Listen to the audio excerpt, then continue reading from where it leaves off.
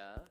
네, 날씨가 정말 추워졌습니다. 저도 조금 몸살 감기 갔는지 오늘 막 몸이 으슬으슬 떨리고 그랬는데 우리 성도님들 건강 조심하시고 정말 추운 겨울이지만 그럼에도 주님의 그 뜨거운 은혜가 가득하기를 주님 이름으로 축복합니다. 우리가 지금 읽고 있는 이 사사기는 참 하나님의 은혜가 많이 보여지는 그러한 성경이지요.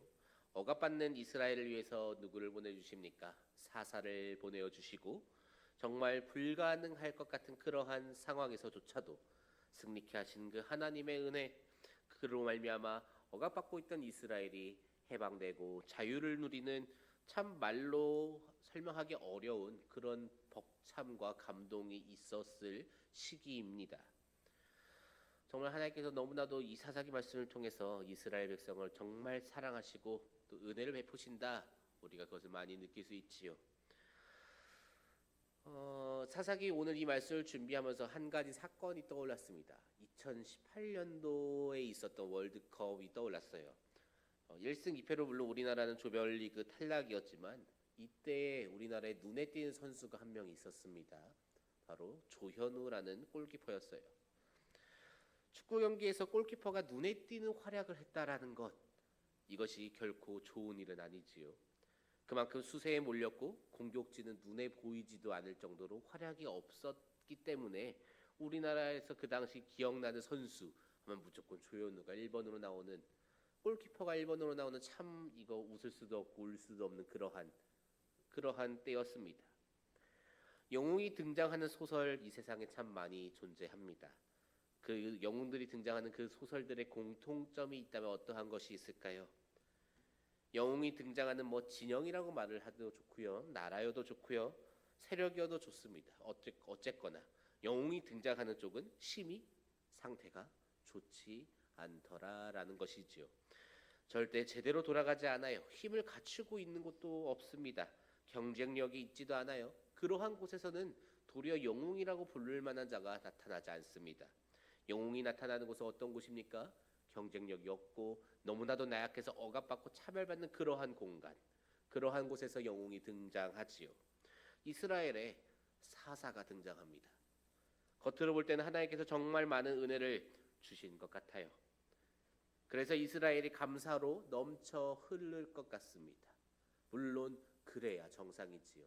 그 정도로 하나님이 부어주셨으면, 그 정도로 하나님이 역사하시고 사랑하심을 보여주시고 하나님의 그 전능하심을 보여주셨으면 이스라엘이 하나님께 감사합니다, 주님의 말씀에 순종하겠습니다 하면서 하나님 뜻대로 살아가는 것이 옳습니다. 그런데 어떠합니까? 만약에 이 사사기 말씀을 통틀어서 사사가 단 한 번 등장했더라면은 이스라엘은 정말 복이 많고 복을 받을 만한 그러한 족속일 거예요. 그런데 사사가 한 번 등장하나요? 그러지 않는다라는 것이지요. 오늘 우리가 읽어본 사사기 10장, 특별히 그 중에서도 상반부 말씀만 읽었는데요, 여기에 등장하는 사사만 무려 2명입니다. 우리 1절부터 3절까지의 말씀 다시 한번 읽어보도록 하겠습니다. 아비멜렉의 뒤를 이어서 이사갈 사람 도도의 손자 부하의 아들 돌라가 일어나서 이스라엘을 구원하니라. 그가 에브라임 산지 3일에 거주하면서 이스라엘의 사사가 된 지 23년 만에 죽음에 3일에 장사되었더라. 그 후에 길르앗 사람 야일이 일어나서 22년 동안 이스라엘의 사사가 되니라. 두 사람이 등장합니다. 먼저 등장한 사람은 이사갈의 돌라라는 사람이에요. 그가 23년간 이스라엘을 통치하였다라고 기록되어져 있습니다. 그 다음에 등장한 사람은 야엘이라는 사람이 등장합니다. 그는 22년간 이스라엘의 사사가 되어서 이스라엘을 다스렸다라고 이야기하고 있습니다. 그런데 오늘 우리가 읽었던 그 말씀의 끝은 어떻게 끝이 납니까? 이스라엘의 곤고가 심하였더라로 끝이 납니다. 사사기에 등장하는 이 사사들 중에 특별히 오늘 말씀에 등장하는 이 돌라와 야일, 여기에 이 야일이라는 사사가 우리 사사기에 등장하는 사사들 중 7번째 사사입니다.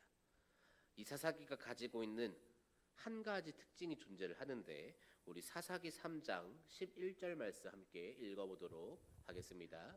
그 땅이 평온한 지 40년에 그나스의 아들 온니엘이 죽었더라. 사사가 통치하던 시기, 사사가 통치하던 그 시기는 평안하더라라는 특징이 존재합니다. 그런데 온니엘이 통치했던 그 40년의 기간 동안 평온했다라고 쓰여져 있지요. 온니엘뿐만이 아니에요. 에훗과 삼갈이 통치한 80년 동안도 이스라엘은 평온하였습니다.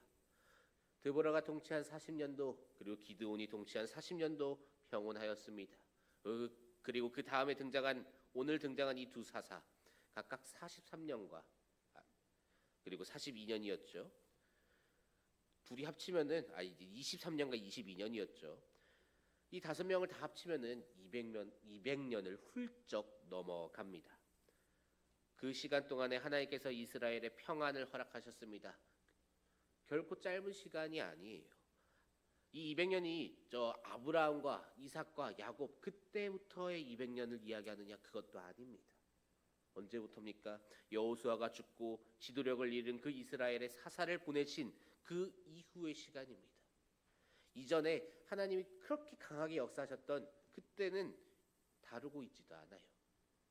그런데 어떠합니까? 이스라엘은 조금도 변화하지 않습니다. 당초 이스라엘이 이방 민족에게 억압당하던 그 까닭이 무엇인가요? 그들이 무엇을 섬겼나요? 우상신을 섬겼다라는 것이지요. 그들이 우상을 왜 섬겼습니까? 그들이 우상을 왜 섬겼을까요? 가나안 땅의 신들이 가나안 땅을 비옥하게 해준다라고 생각을 했어요. 그래서 가나안 땅의 그 거짓 우상을 섬기기 시작합니다. 이방 민족에 억압받고 사사가 구원해내고 다시 우상을 섬기고 또 이방 민족에 억압받고 그럼 다시 회개하고 부르짖고 하나님께서 다시 사사를 보내주시고, 그러면 깨달아야지요. 그들은 사사가 죽을 때마다 덜컥 겁이 납니다. 이제 우리는 누굴 따라야 하지? 지금까지는 저 사사가 시키는 대로 했는데 저 사사가 없으니까 우리가 누구를 따라 살아가야 우리가 잘 먹고 잘 살 수 있을까? 우리의 농사가 풍요롭고 풍작이 열리고 날씨가 좋고 어떻게 해야 할까? 그러다가 그렇게 생각을 하다가 그들이 선택을 합니다. 누구를 선택하나요? 여호와 하나님이 아니라 가나안의 신들을 선택했다라는 것이지요. 그 결과 어디까지 놓이게 되나요?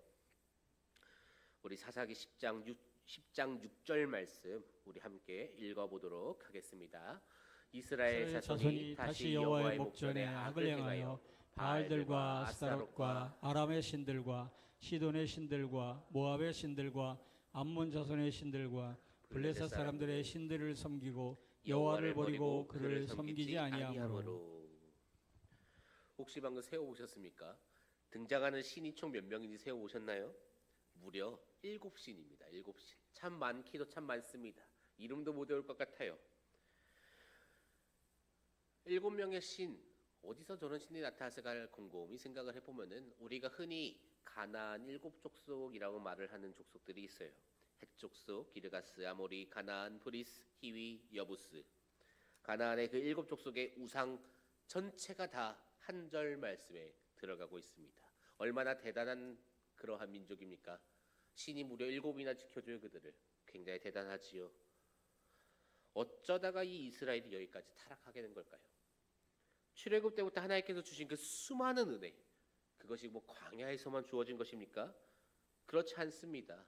그들은 하나님께서 그 전부터 그리고 그 이후로도 계속해서 인도하시고 은혜를 부어주셨어요.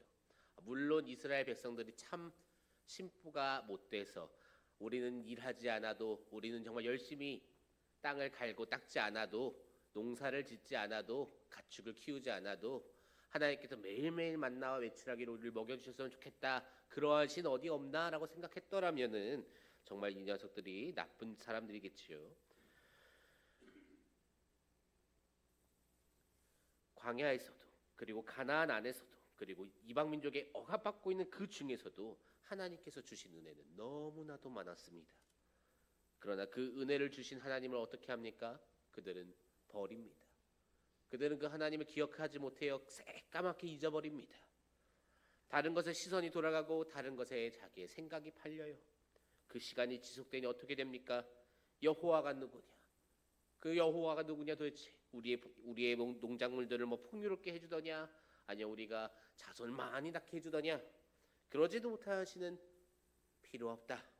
전쟁의 신은 지금은 아무런 쓸모가 없다. 우리에게 필요한 것은 오직 농작의 신, 풍요의 신이 필요하다. 그러면서 가나안의 우상들을 섬기기 시작했다라는 것이지요. 자기들의 풍요와 번성을 위해 자기들이 생각할 때 그것을 도와주지 않는, 그것을 그렇게 역사하지 않은 여호와 하나님을 버리고 여호와 하나님께서 주신 은혜는 새까맣게 잊고 가나안의 그 우상 신들을 섬기기 시작합니다. 사랑하는 성도 여러분, 그토록 탐욕만 쫓아대는 그 이스라엘 백성에게 하나님께서 이날까지 무려 수백 년 그들에게 평안을 허락하셨습니다. 그들이 죄를 짓지 않아서 허락하신 것이 아니에요. 그들이 이방 민족의 그 신을 섬기고 우상을 섬기고 하나님을 버렸어도 그들이 다시금 부르짖으면 하나님은 그들에게 사사를 보내어 주셨습니다. 그렇게 사사를 보내서 그들을 다시금 건져 주셨어요. 애굽에서 종살이하고 있던 그 이스라엘 민족들을 하나님께서 그 모세를 통해서 그들을 애굽에서 건져내신 것처럼 똑같이 이 가나안 땅에서도 동일하게 역사하고 계신다라는 것이지요. 지도자를 잃고 하나님을 잊고 그저 노예처럼 종처럼 억압받으며 살아가고 있는 자유는 존재하지 않는 그 이스라엘 백성들, 너무나도 고통스럽다고 신음하면서 부르짖기에 하나님께서는 그 백성이 너무나도 죄가 크지만 그럼에도 불구하고 그들을 너무 사랑하셔서 계속해서 용서하시고 사사를 보내주십니다. 그렇게 사사를 한번 보내시고 그 사사가 죽고 또 한번 사사를 보내시고 또 그 사사가 죽고, 그러기를 무려 7번째 오늘 이 야일이 죽고 나서 벌어진 일이 무엇인가요? 그것이 우리가 방금 전에 읽었던 것처럼 무려 7신을 섬겼다라는 것이지요. 정말 긴 시간 동안 하나님께서 평안을 허락하셨지만 다시금 또 우상을 섬기는 저 이스라엘의 모습, 우상에 빠지는 그 모습이 너무나도 한심하기 짝이 없습니다. 그런데 무엇이 문제입니까? 저 한심한 이스라엘, 참 어떻게 저렇게까지 미련하기 짝이 없을까 싶은 그 이스라엘의 삶을 우리가 동일하게 살아가고 있다라는 거죠. 하나님은 우리에게 정말 많은 은혜를 주셨습니다. 우리에게 십자가를 허락하신 것, 이것부터가 사실 얼마나 큰 은혜입니까? 이것을 갚기에도 우리는 평생토록 하나님이 원하시는 대로, 하나님이 말씀하신 대로 평생토록 살아도 다 갚지 못해요. 그런데 평생토록 다 살지도 않습니다. 다 살지도 않으면서 우리의 기도는 항상 새로운 은혜를 구해요. 그런데 그 새로운 은혜를 구하는 그 행위가, 그 기도가 지금 이스라엘 백성들이 그 자기가 원하는 것을 위해 하나님이 아닌 당장 저 풍요의 신, 그들에게 기원하는 것과 다를 것이 없다라는 거죠. 우리도 저 상태에 동일하게 빠집니다. 왜 그렇습니까? 하나님의 은혜를 잊어요. 하나님께서 주신 그 은혜를 잊고 그러다 보니 감격을 잃고 감사를 잃어요. 왜 잊고 왜 잃는 것입니까? 우리가 살아가고 있는 이 시대는 우리가 신앙생활을 하기에는 너무나도 평화롭고 평온하기 때문입니다.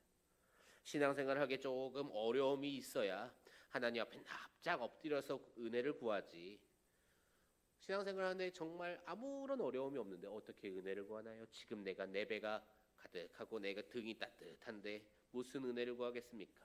그냥 입에서 나오는 대로 충원부원하는 것이지요. 저도 돌아봅니다. 그러니까 내가 가장 기도를 열정적으로 하고 정말 하나님께 내 목숨을 완전히 바칠 수만 있을 것 같은 그때가 언제였는가 생각을 해보면은, 가족들이 제가 교회 나가는 걸 반대하던 그때, 정말 교회에 나가서 하나님을 예배하기 가장 어려웠던 그때 정말 하나님께 간절히 매달렸던 것 같아요. 참으로 고백하기 부끄럽게 짝이 없는 것이 아니, 참으로 고백하기 부끄러운 모습이지만 우리의 인생이 그렇다라는 것이지요. 우리도 이스라엘과 다를 것이 없습니다. 우리의 삶이 조금 평안하고 하나님께서 우리에게 평온을 허락하시니까 그것에 대해 도리어 더 감사해야 하는데 오히려 그 하나님을 잊어갑니다. 그 은혜에 대한 감사를 잃어버려요.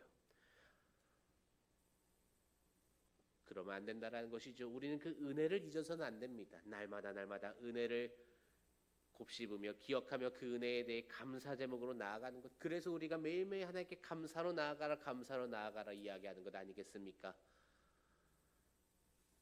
하나님께서는 우리의 삶에도 평안을 허락하십니다. 그럼 이제 중요한 것은 무엇입니까? 이 평안의 때에 잘 누리고 잘 살아가는 것이 아니라 경계하는 것이지요. 무엇을 경계해야 합니까? 우상이 혹은 또 다른 죄가 우리의 삶 안에 들어오는 것을 경계해야 합니다. 그것을 가장 잘 경계할 수 있는 방법이 무엇인가요? 눈은 부르뜨고 우상이 어디서 들어오나, 다른 죄가 어디서 들어오나 주변에 석석. 그런다고 해서 우상과 죄는 막아지지 않습니다. 우상과 죄로부터 나를 가장 잘 지켜낼 수 있는 방법, 그것은 바로 매일매일 하나님의 은혜를 구하는 것이다라는 거죠. 매일매일 주님의 은혜를 구하고 주님께로 가까이 나아가는 것, 하나님과 가까이 나아가는 것, 하나님께로 가까이 나아가는 것, 이것보다 죄로부터, 그리고 다른 우상신들로부터, 또 다른 어떠한 유혹들로부터 나를 지켜낼 수 있는 방법은 세상에 존재하지 않습니다. 나는 죄를 통제할 수 있어, 내가 이용할 수 있는 거야. 말도 안 되는 소리지요. 사람이 죄의 노예로 태어났는데 무슨 수로 죄를 이겨냅니까? 죄는 피하는 것이 상책입니다. 그리고 가장 좋은 그 회피의 수단이 바로 매일매일 하나님께로 나아가는 것. 우리는 이 사실을 잊어서는 아니 됩니다.